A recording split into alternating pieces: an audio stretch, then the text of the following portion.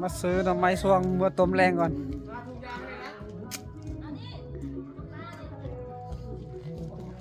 ลงมากินนี่เนี่ยหน่อไม้สวง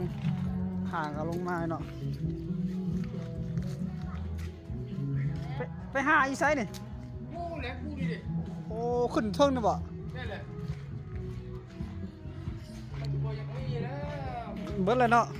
จะไปหาทุกมื้อบ่หลายคนขึ้นโอ้เจ้าลงหอยขึ้นเนาะสมมติต้มกินแรงนี่ขึ้นยากโดนละเก่งตัวจะลงมาตอนเที่ยงมันบ่พอนะโอ้ไม่สวงเขาอันนั้นเก่งตอนเที่ยงเขาลุมกันเลยอืมได้ดีเนาะ4 โลไปแต่เช้าหมดนี่บ่เลยไปตอน3 โมง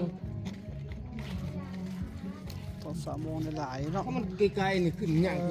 ถ้าเอามาปลูกมันบ่เก็บมันบ่เป็นบ่เป็นคือกัน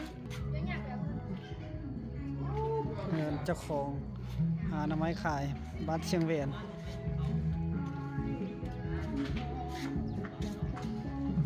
บ้านนี้โม่นเขาเนาะเสียงเพลงตึมๆน้ำท่วมเนาะฝนอยู่ซองอ้าวหอดเฮือนแล้วนี่ได้หน่อไม้สวงโล10,000 กีบพอกินอยู่ซื้อมา3 โลครึ่งหรือ